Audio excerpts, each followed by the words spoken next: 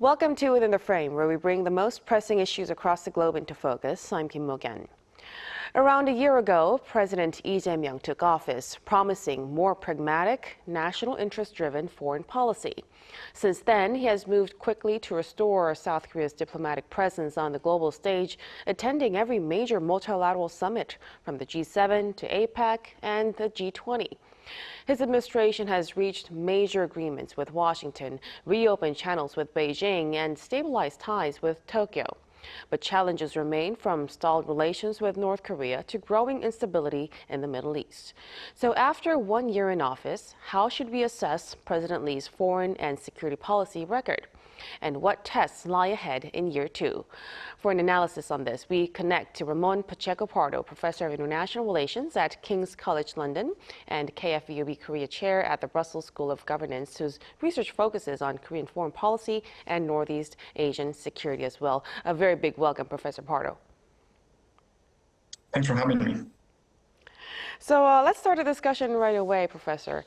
So like I've said, President Lee has now completed his first year in office in just a couple of days, and under the banner of a pragmatic diplomacy as well. So how would you assess his foreign and security policy so far?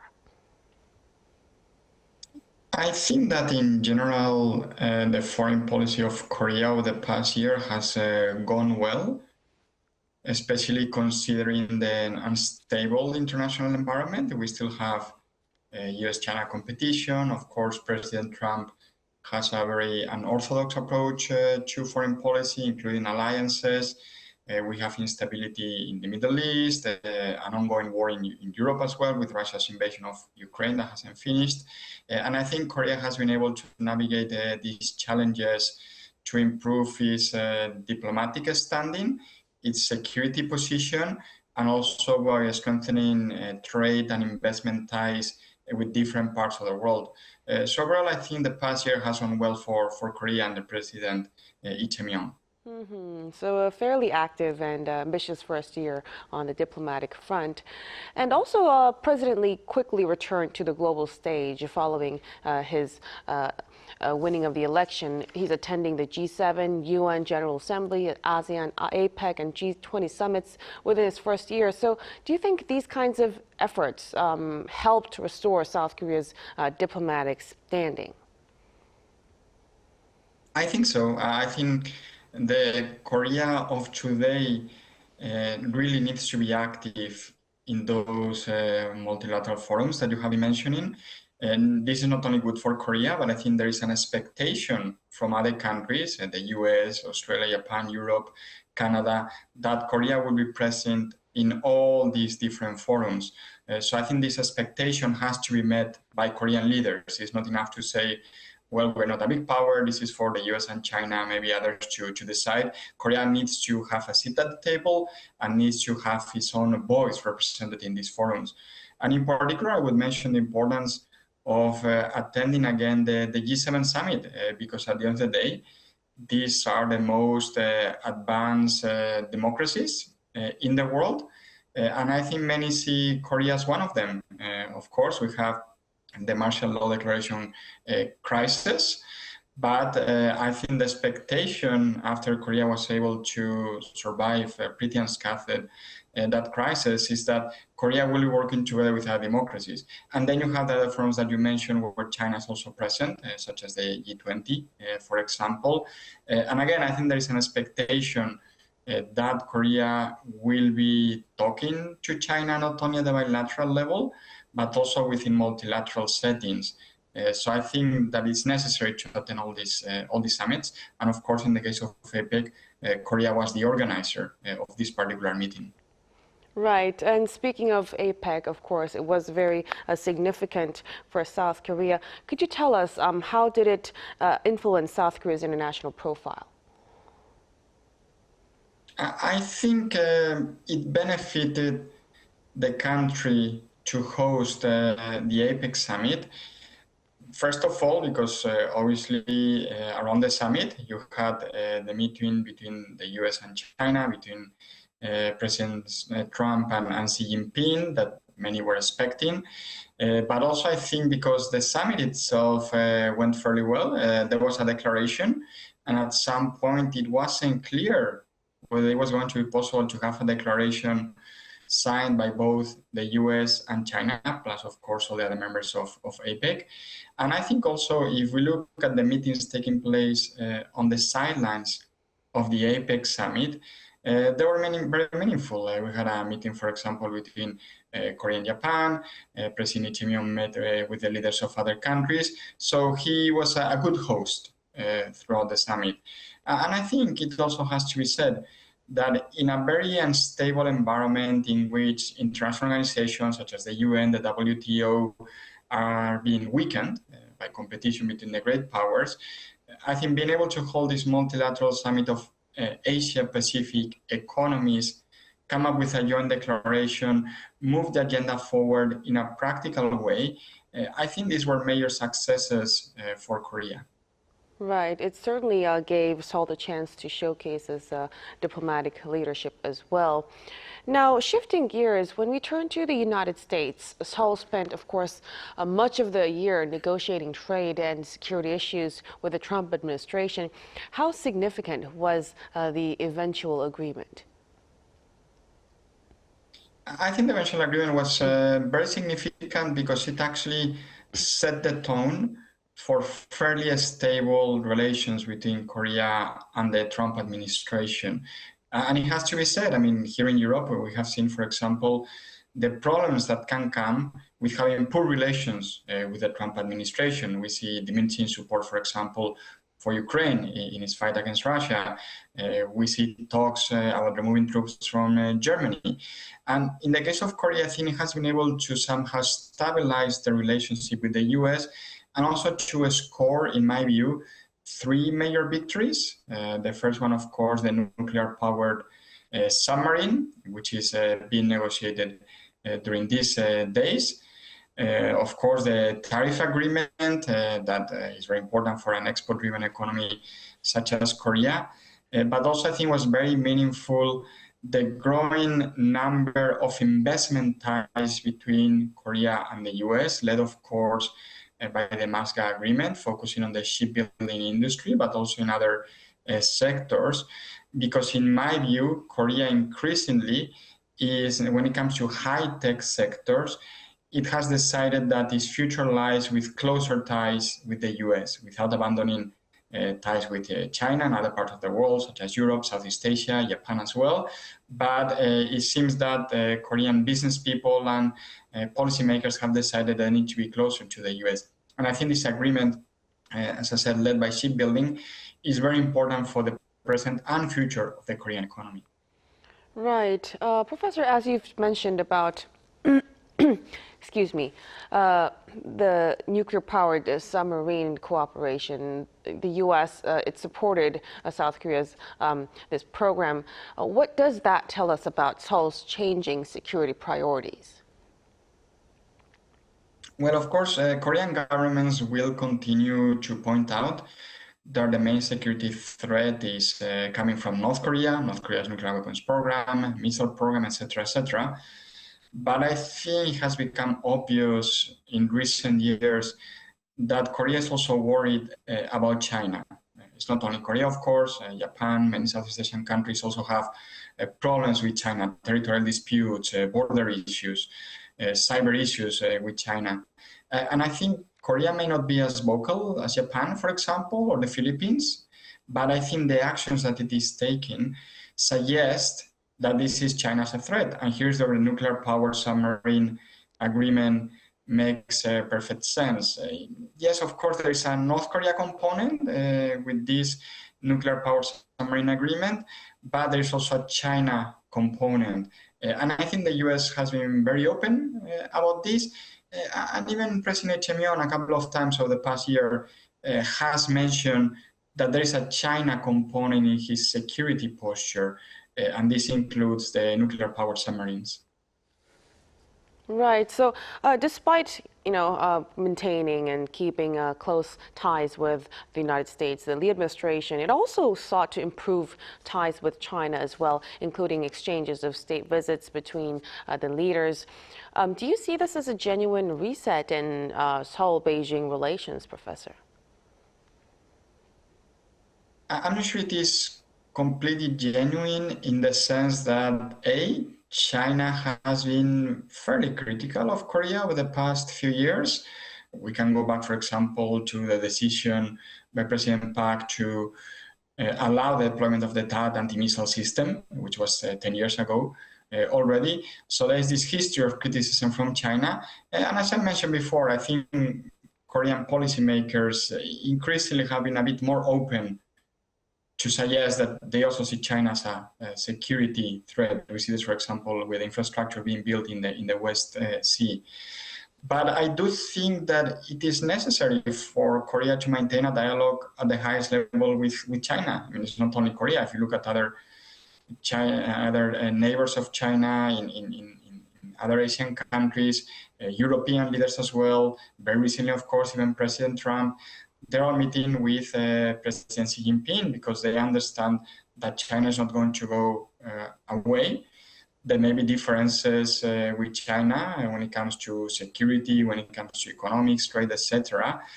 But it is necessary to at least have stable relations with China. And I think Korea is, under President Lee Jae Myung, is one of the countries that is trying to at least manage this relationship, understanding that the relationship with the US is going to remain stronger, that Korea is also strengthening ties with Japan, Australia, other countries that have the reservations about China, but it is an important economic partner for Korea. There are security issues that need to be discussed, in my opinion, at the highest level. And there's also the diplomatic component. At the end of the day, Korea as a middle power needs to have good diplomatic relations with the great powers, and it is undeniable that China is one of them today. Right, definitely. So despite still remaining challenges, the relationship may be improving moving forward. Now, what about ties with Japan, Professor Pardo? We are seeing kind of stable ties between the two countries with shuttle diplomacy being restored and cooperation expanding in several areas. How meaningful do you see this progress to be? I think it's very meaningful because what we see here is a pragmatic approach to bilateral relations. I always say that the historical issues are never going to disappear. I mean, every single country that has colonized another still has historical issues to solve with them. You see it with Spain, with the UK, many former colonial powers. But it is possible to have a pragmatic and future-oriented relationship.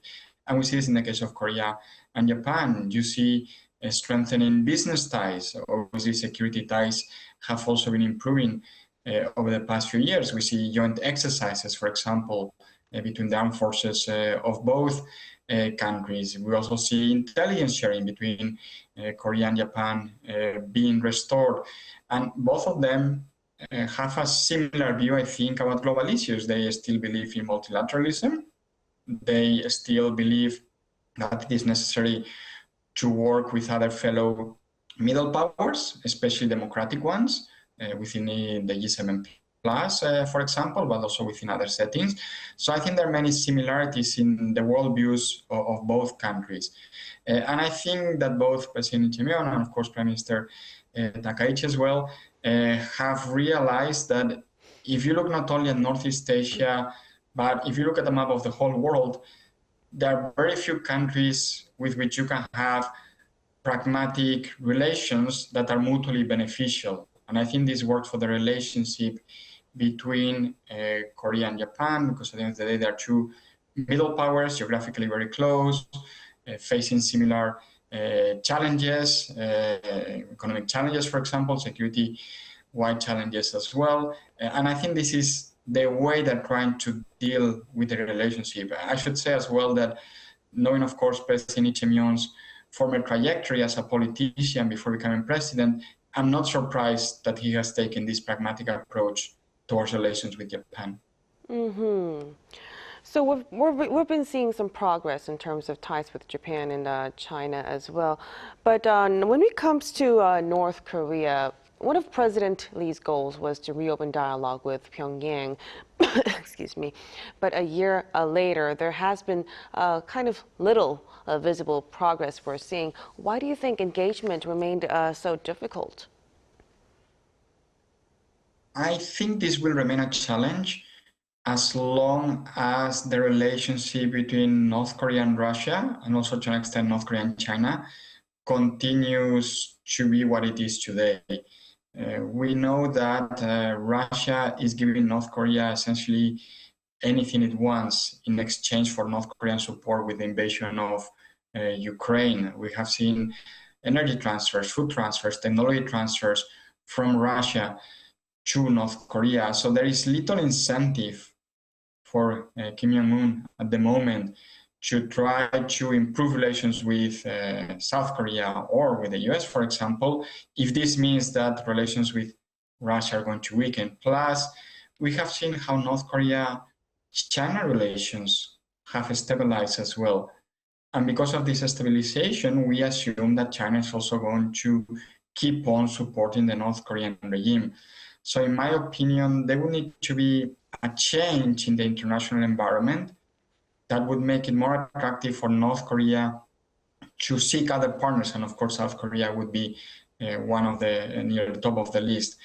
I think we also need to consider that from a North Korean perspective, there is also the potential summit between Kim Jong-un and President Trump. And this would take priority in the North Korean agenda over ties with South Korea, because a good summit with President Trump would open the doors to cooperation with South Korea, and a good relationship between North Korea and South Korea doesn't necessarily open the door to good relations with the US. Right, so we'll really have to see how this inter-Korean relations would head towards in the remaining years of the Lee administration. Now, while much attention has been focused on Northeast Asia, a new challenge has emerged in the Middle East, of course. Professor, how significant is this Iran crisis and the disruption in the Strait of Hormuz for South Korea? Well, I think this is very significant, both from a political and diplomatic point of view and an economic point of view.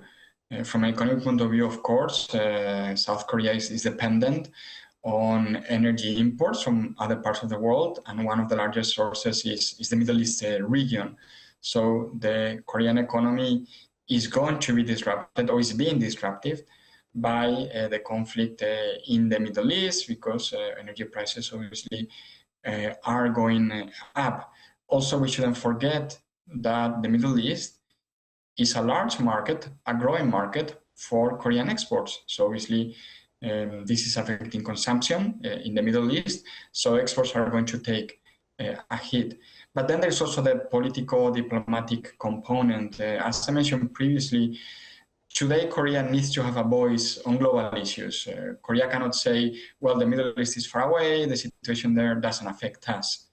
We have seen how President Lee Jae Myung has been very vocal, for example, about the situation with Palestine, and there has been a domestic debate in Korea about whether he should be vocal or not. In my opinion, it is inevitable for Korea to be more involved in these type of issues. And of course, the war on Iran, between Israel and the US on the one hand, and Iran on the other hand, well, Korea needs to have a voice on these issues.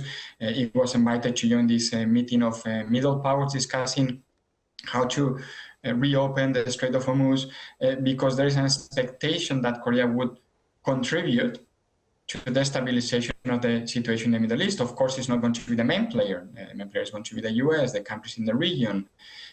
China will play a role as well. But I think there is an expectation that Korea will not simply be sitting by the sideline, but that instead, when the time comes to implement, for example, a peace agreement, that Korea may play some role in implementation. Right, so it really highlights how these events actually can have a major impact on Seoul as well. Now, finally, Professor, before we conclude our discussion tonight, what do you see as the biggest foreign and security policy challenge facing the Lee administration in the second year? I think there are two main challenges. The first one is that there will be new global crises that we don't expect. We don't know where they will take place. Could be in the Middle East, it could be in another region, and this will affect Korea. And President Lee Jae Myung and his government will need to take a position, as uncomfortable as it may be for them. And I think the second challenge is that we don't know how the situation between the US and China is going to evolve.